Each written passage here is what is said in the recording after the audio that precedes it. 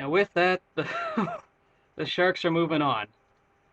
A great win today with another good game in the Staples Center tonight. Oh, Sharks, they make you suffer, don't you? My heart rate definitely had to have gone up throughout that time. Ever since Trevor Lewis scored that goal, my heart rate's been up the whole night. But what a goal! Joe Thornton off of a putback. But first of all, summarizing this game, first period, Sharks dominated the first period, had more shots on goal. Just the puck would not go in the net. There were some good saves by Quick. Quick definitely carried them that first period, and then the second, it was pretty even. Both shots were going even both ways. Of course, in that second period, also the Sharks failed a penalty kill. That was also horrible. Kyle Wellwood scored though first. He drew first blood off of a great pass by Joe Thornton. He went upstairs and barely beat Jonathan Quick right where he's going up. He's got his arm up, and it's just fast enough to get it upstairs. So then later there was a dumb penalty by Joe Thornton, 4-minute double minor, which really hurt us because 2 minutes went up, but you still got another 2 minutes on a penalty kill. I know people were saying Rob Scuderi got hit, and I know that probably should have been a penalty, but you got a double minor just to make up for it. The refs gave you a double minor there. So Justin Williams scores on a goal with a lot of time left. And then later, Jason Demers scores off of a great pass by Joe Pavelski. Throughout lots of setup. The Sharks were very reluctant to take shots. They were making sure they didn't go. They didn't really. They definitely did not take a lot of shots that they normally would have. Even though there were still a lot of shots this game overall, uh, they were reluctant, just passing left and right. There was a scene where Joe Thornton was going left and right behind the net, trying to go for a wraparound, but he saw Quick was right there to stop it, so he was just trying to move with speed and something, and that wasn't going to work. So then you go on to the third period after the Kings successfully killed some power plays and stuff. Ryan Smith scores really quick right out of the gate, and boom, you think, oh crap, the crowd's back in this game. We got a ball game or a game this time around. Damn, it's this stressful game. Holy, I mean, damn. Your heart rate just goes up in situations like these. And then Danny Heatley later scores off of a freak pass. There was just a freak pass that went off of a King. Forgot who passed it, but then it just kind of went over the Kings player, and then Heatley turned it over. Perfect snipe, goes right in. Sharks are up 3-2. But then later, another penalty. This time it was Jason Demers. As the Sharks commentator said, it was a deserved penalty, so obviously with a deserved penalty with like 10 seconds left in the penalty, and Trevor Lewis scores off of another putback, and we couldn't get the clear. So back-to-back shots just going left and right, and then Jamie McGinn takes a misconduct and a 5-minute major, which horrible call on the refs. You think the refs were trying to pay the Kings or were paid by the Kings to win this game? I could see why it's a penalty. Don't get me wrong, but a 5-minute major, and they had to have the rest of regulation on the penalty kill. 3 minutes and 22. It was a great stand by Niemi. This is why the Sharks paid for Niemi. I'm not going to start drinking his Kool-Aid yet, but he came through for us. There's that last 3:22 of the game when the penalty happened. And, there were big stops left and right. The Sharks were not winning the faceoffs this night, especially in their own zone. There were some chances that the Kings had in regulation as well, way before that penalty. And a lot of the faceoffs were lost this game. At least it felt that way if you were watching it, despite the Sharks having more faceoffs won.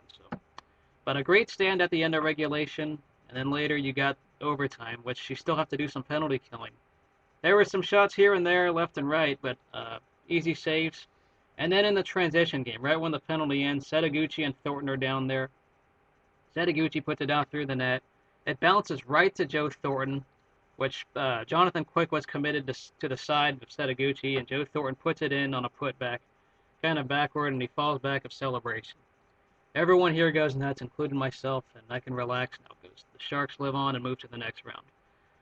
Gotta say though, this was a great series to watch, entertaining because there were 3 overtimes, and this whole playoffs as a whole, it's been pretty entertaining. You got, I think, 7 straight days of at least one overtime game, and as a neutral, it's definitely pretty fun to watch. Looking back at the Kings this season, this is definitely a disappointing year for the Kings.